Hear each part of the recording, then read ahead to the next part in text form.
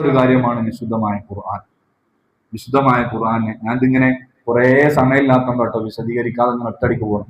അള്ളാഹു ബഹുമാനിച്ചതിനെ ബഹുമാനിക്കണം എന്ന് പറഞ്ഞപ്പോ മനസ്സിക്ക് ഓർമ്മ എന്ന് പറയാണ്. വിശുദ്ധമായ ഖുർആൻ, വിശുദ്ധമായ ഖുർആനെ ബഹുമാനിക്കൽ എങ്ങനെയാണ് നമുക്കറിയാം. ഒന്നാമത് അത് അതിന്റെ നിയമം അനുസരിച്ച് ഓതലാണ്. തജ്വീദ് അനുസരിച്ച് ഖുർആൻ ഓതൽ. ഖുർആൻ ഓതലല്ല അതിന്റെ മര്യാദ എന്ന് പറഞ്ഞത്, തജ്വീദിന്റെ നിയമം അനുസരിച്ച് ഖുർആൻ ഓതലാണ്. നമുക്ക് തജ്വീദിന്റെ നിയമം അറിയില്ലെങ്കിൽ എന്ത് ചെയ്യണം? ഓതാതിരിക്കണം എന്നല്ല പറയണ്ടേ, പഠിക്കണം. തജ്വീദിന്റെ നിയമം പഠിക്കൽ ലാസിമാണ്. പ്രത്യേകിച്ച് ഫാത്തിഹ പഠിക്കൽ അത് ഫർള് ഐനാണ്. ലാശക്ക് നിർബന്ധമായി നമ്മളെ നിസ്കാരങ്ങളിൽ ഫർളായ ഒരു കാര്യമായതുകൊണ്ട് ഫാത്തിഹ പഠിക്കൽ എന്തായാലും നിർബന്ധമാണ്. ബാക്കിയുള്ളത് ഓതണമെങ്കിൽ അതിനുള്ള കുറെ നിബന്ധനകൾ പറഞ്ഞത് അത് ഒന്ന് ദവറത്തിൽ ഖുർആനെ തർത്തീല, ഖുർആന്റെ തജ്വീദിന്റെ നിയമങ്ങളും അതിന്റെ ആ ഒരു ശൈലിയൊക്കെ അനുസരിച്ചുകൊണ്ട് ഖുർആൻ ഓതണം.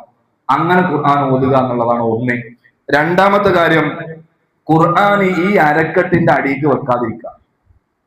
ചില ആൾക്കാരുണ്ട് ഖുർആൻ ഓതി കഴിഞ്ഞാൽ ചിലപ്പോൾ നീച്ചാൻ കഴിയാത്തതുകൊണ്ടായിരിക്കും, കാല് വേദനയായിട്ട് ഖുർആന് കുത്തി പിടിച്ചിട്ടാണ് നീച്ചാണ്. നമ്മളെ കൈ കുത്തുന്ന അല്ലെങ്കിൽ ഖുർആൻ കുത്തുന്നതിന് പകരം ആ കുത്തുന്ന കയ്യിൽ എന്തുണ്ടാവും? മുസാഫ് ഉണ്ടാവും. എന്നിട്ട് അത് കുത്തിയിട്ടാണ് എണീക്കും. ഒറ്റ എണീക്കല. എന്നിട്ട് ആ ഖുർആൻ ഇങ്ങനെ പിടിച്ചിട്ടാ നടക്കാം. ഇങ്ങനെ പിടിച്ചിട്ട് ശരിക്കും എങ്ങനെ പിടിക്കണ്ടേ? നമ്മളെ ഹൃദയത്തോട് ചേർത്ത് പിടിക്കണം.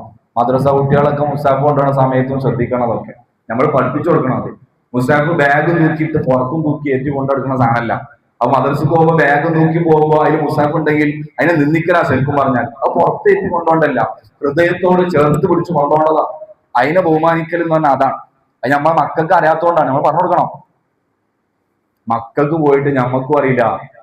വിശുദ്ധമായ ഖുർആനിൽ ചില ആളുകൾ കണ്ണട ഊരി വെക്കും, ചില ആൾക്കാർ അടയാളമായിട്ട് മടക്കി വെക്കും. മുസാഫിന്റെ പേജുകൾ മടക്കി വെക്കാൻ പാടില്ല. എന്തെങ്കിലും ചെറിയ ഒരു പേപ്പറൊക്കെ അടയാളത്തിന് വേണ്ടി വെക്കാം. അല്ലെങ്കിൽ ചിലപ്പോൾ അതിൽ തന്നെ ഉണ്ടാവും ഒരു അടയാളത്തിന് വേണ്ടിയിട്ട് ഒരു കയറ് പോലത്തത്, അത് വേണമെങ്കിൽ ഉപയോഗിക്കാം. അതന്നെ വളരെ ലോലമായതും ചെറുതും ആവണം. എത്രത്തോളം അറിയങ്ങൾ വിശുദ്ധമായ ഖുർആൻ ഓതുന്നത് കേൾക്കുമ്പോൾ ശബ്ദം ഉണ്ടാക്കൽ പോലും ഹറാമാണ്. എന്ന് വെച്ചാൽ നമ്മുടെ പരിപാടികൾക്കൊക്കെ ഉണ്ടാവും ഒരു ഖുർആനോത്തുടെ ഇല്ലേ? ഇവിടെ ഉണ്ടാ പരിപാടി, അത് നിർത്താൻ വേണ്ടിയിട്ടാണ് ഞാൻ ഇത് പറയണേ. ഒറ്റടിക്ക് നിർത്തുമ്പോൾ ചിലപ്പോ ഖുർആനോത്ത് മാറ്റിയിട്ട് പാട്ടാക്കിയത്. പള്ളിക്കൊന്ന് പാട്ടിടാൻ പറ്റുമോ? പള്ളിക്കൊന്ന് പാട്ടാണെങ്കിൽ കുഴപ്പമൊന്നുമില്ല, നല്ല പാട്ടാടിയ പോലെ. അതിന് കുഴപ്പമുണ്ടാവും ഇല്ല. ആ മൈക്ക അതിൻ്റെ ഉള്ളിൽ നിന്നല്ല വരുന്നേ. അതിലും നല്ലത് അതാണെന്നാ പറഞ്ഞേ. എന്ന് വെച്ചാൽ ഖുർആന് നിങ്ങൾ കേട്ടാൽ അത് ശ്രദ്ധിച്ച് കേട്ടുകൊണ്ടേയിരിക്കണം. ഫസ്തമിഉ, അത് കൽപ്പനയാണ്, ശ്രദ്ധിച്ച് കേൾക്കണം. ഹബീബായ റസൂലുള്ളാഹി സ്വല്ലല്ലാഹു അലൈഹി വസല്ലം തങ്ങള് ഖുർആൻ ഓതി കൊടുക്കുമ്പോ അതിന്റെ അടിക്ക് കുറച്ച് യഹൂദികൾ ഒന്നുകൊണ്ട് ഒച്ചമുണ്ടാകും. ഇതിനെ അങ്ങേയറ്റം എതിർത്തുകൊണ്ട് ഹദീസ് വന്നിട്ടുണ്ട്. എന്തുകൊണ്ട്?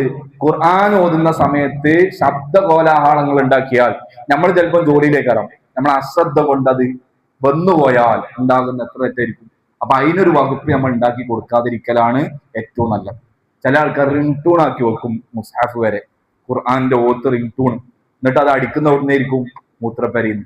നൗദുബില്ല. വീടുണ്ടാക്കുന്ന സമയത്ത് മാഷാ അള്ളാ എന്ന് എഴുതി വെക്കുന്നത് കാണാം. അത് ഖുർആനിലുള്ള ഒരു വാക്കാണ് ഈ മാഷാ അള്ളാ എന്നുള്ളത്.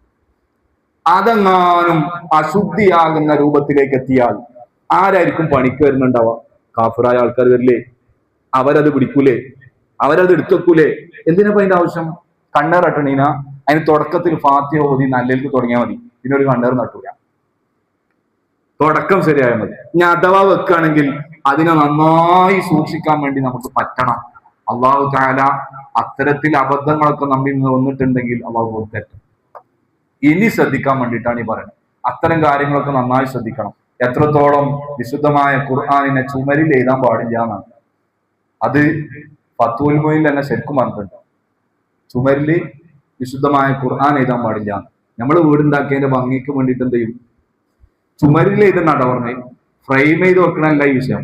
ചുമരിൽ നേരിട്ട് എഴുതാം, അത് പാടില്ല എന്ന് ഫത്വൽ മുഈനിൽ തന്നെ വ്യക്തമായിട്ട് പഠിപ്പിച്ചതാണ്. നല്ല ശ്രദ്ധിക്കേണ്ട കാര്യമാണ്.